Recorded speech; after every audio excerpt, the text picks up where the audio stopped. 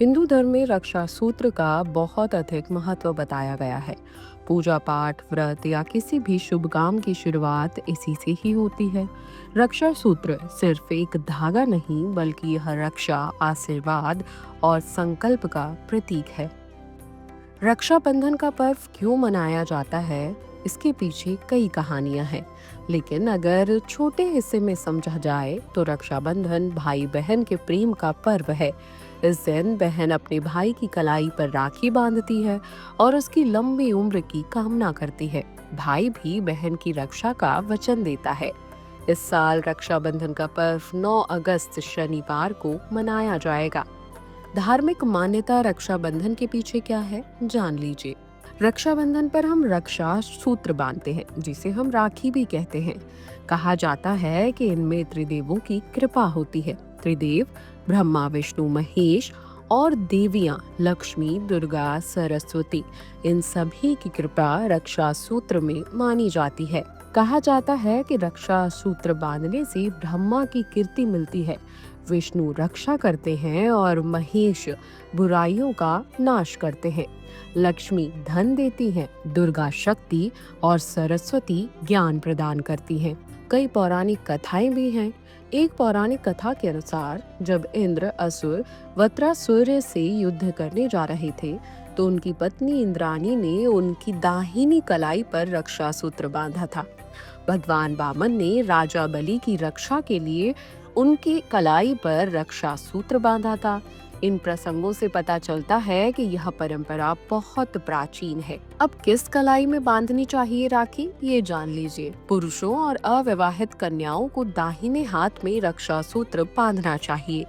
विवाहित स्त्रियों को बाएं हाथ में कलावा बांधना चाहिए।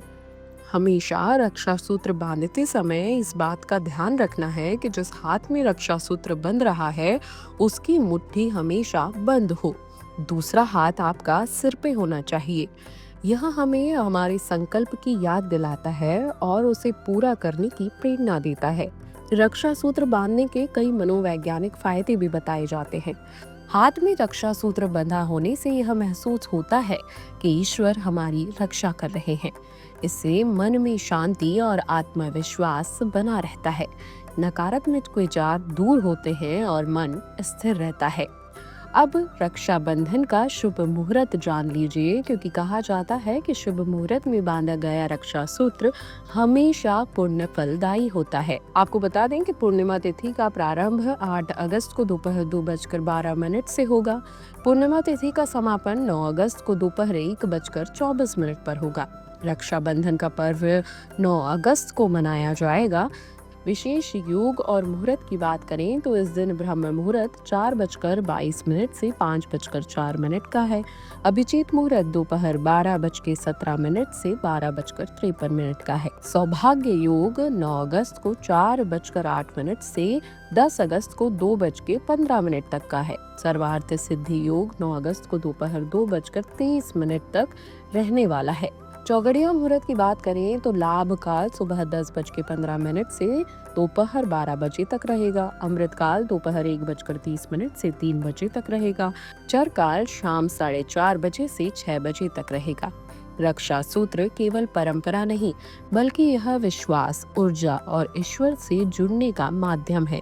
रक्षाबंधन पर राखी बांधते समय शुभ मुहूर्त, सही कलाई और श्रद्धा का जरूर ध्यान रखें। इसलिए इस वीडियो को ज्यादा से ज्यादा शेयर करें, ताकि सभी लोग जान सकें कि किस शुभ मुहूर्त में और किस कलाई में राखी बांधनी है। Video desk जीवांजलि.com।